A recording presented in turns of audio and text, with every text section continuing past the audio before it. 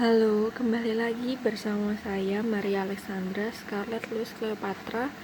Di sini saya akan kembali menjelaskan tentang teori gelombang. Gelombang adalah perambatan yang bersumber dari gangguan pada suatu medium. Pada peristiwa rambatan tersebut tidak disertai dengan perpindahan tempat secara permanen dari materi medium. Gelombang menurut arah getarannya dibagi dalam dua bagian, yaitu gelombang transversal dan gelombang longitudinal. Jenis gelombang transversal adalah gelombang yang arah getarnya tegak lurus dengan arah perambatannya, sehingga bentuk dari gelombang ini terdapat bukit dan lembah gelombang. Lalu yang kedua adalah gelombang longitudinal. Gelombang ini adalah gelombang yang arah getarannya berhimpit atau searah dengan arah rambatan gelombang. Gelombang ini juga disebut dengan gelombang kerapatan atau density waves, karena kerapatan partikel berfluktuasi pada saat gelombang ini bergerak. Nah, ini ada gambarnya dari jenis gelombang longitudinal dan gelombang transversal. Lalu kita beralih ke sifat umum gelombang. Sifat umum yang pertama adalah gelombang dapat mengalami pemantulan atau disebut dengan refleksi. Lalu sifat yang kedua, pembiasan atau disebut dengan refraksi.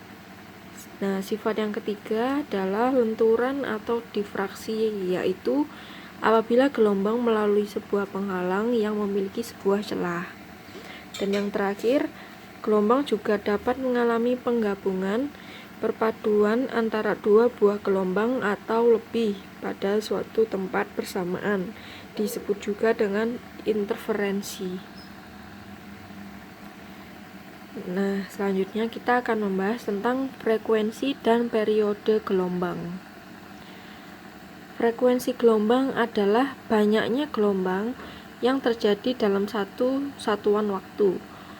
Frekuensi dinotasikan dengan huruf F dengan satuan Hertz atau disingkat dengan Hz. Frekuensi berbanding terbalik dengan periode. Rumus mencari frekuensi adalah F sama dengan 1/T, di mana F adalah frekuensi dan T adalah periode gelombang. Lalu selanjutnya, periode gelombang adalah waktu yang dibutuhkan untuk menempuh satu gelombang dalam satuan detik. Periode gelombang pada gelombang transversal adalah gerakan gelombang dari kedudukan seimbang ke puncak gelombang, kemudian kembali ke kedudukan seimbang, lalu ke lembah gelombang, sampai dengan kembali ke kedudukan seimbang.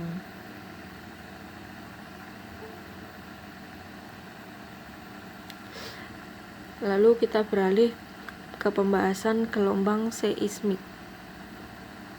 Pengertian dari gelombang seismik sendiri adalah gelombang elastis yang menjalar di dalam medium bumi yang diakibatkan oleh patahnya lapisan batuan ataupun disebabkan oleh ledakan. Gelombang seismik merambat sesuai dengan prinsip perambatan gelombang cahaya, pembiasan dengan koefisien bias, pemantulan dengan koefisien pantul, dan hukum-hukum Snellius, Fermat, dan Huygens. Nah, gelombang seismik diukur dengan menggunakan alat seismometer. Dan gelombang seismik dibagi menjadi dua kelompok, yaitu ada gelombang badan atau body waves dan gelombang permukaan atau surface wave. Pertama kita akan membahas gelombang badan, yaitu adalah gelombang yang merambat di bawah permukaan bumi. Gelombang ini biasa disebut dengan free wave dikarenakan gelombang ini menjalar ke segala arah. Gelombang badan dibagi menjadi dua bagian, yaitu ada gelombang primer dan gelombang shear yang disebut juga gelombang sekunder. Lalu untuk gelombang permukaan sendiri atau gelombang surface adalah Gelombang yang merambat di permukaan bumi. Gelombang ini memiliki frekuensi yang lebih rendah dibandingkan dengan gelombang badan.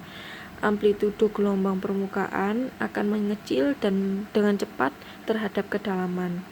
Hal ini diakibatkan oleh adanya dispersi pada gelombang permukaan, yaitu penguraian gelombang berdasarkan panjang gelombangnya sepanjang perambatan gelombang. Gelombang permukaan dibagi menjadi dua kelompok, yaitu ada gelombang Loove dan gelombang Rayleigh. Nah, pertama-tama kita bahas tentang kedua gelombang yang ada di dalam body waves. Yang pertama tadi ada gelombang primer. Nah, gelombang P disebut juga dengan gelombang kompresi, gelombang longitudinal, gelombang dilatasi, atau gelombang iritasional. Gelombang ini dapat menjalar melalui segala medium, padat, cair, dan gas. Gerakan partikel medium yang dilewati oleh gelombang ini searah dengan arah penjalaran gelombang. Didasarkan dengan jenis gelombang ini, yaitu gelombang longitudinal, maka gelombang ini memiliki bentuk rapatan dan renggangan. Lalu yang selanjutnya ada gelombang S atau gelombang sekunder. Gelombang ini disebut juga sebagai gelombang transversal. Gelombang ini memiliki arah gerakan yang tegak lurus dengan arah perambatan gelombang. Didasarkan pada jenisnya, gelombang ini memiliki puncak dan lembah gelombang.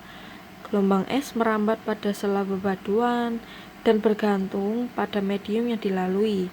Gelombang S dibagi menjadi dua bagian, yaitu gelombang sekunder vertikal dan gelombang sekunder horizontal.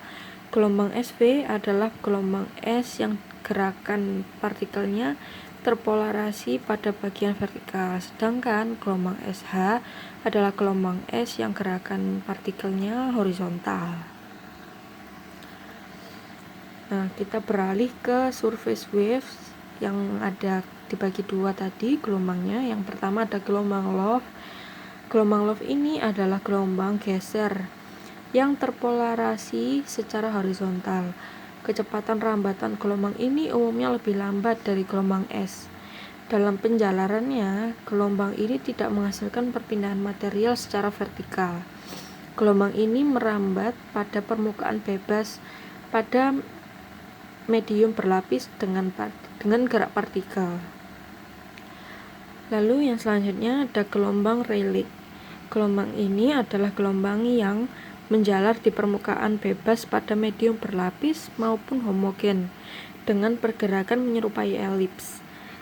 Karena penjalaran gelombang ini berada pada permukaan bumi, maka amplitudo gelombang Rayleigh akan berkurang dengan bertambahnya kedalaman. Pada saat terjadi gempa bumi besar, gelombang Rayleigh akan terlihat pada permukaan tanah yang bergerak ke atas dan ke bawah. Kecepatan gerambat gelombang Rayleigh lebih lambat daripada gelombang Loove.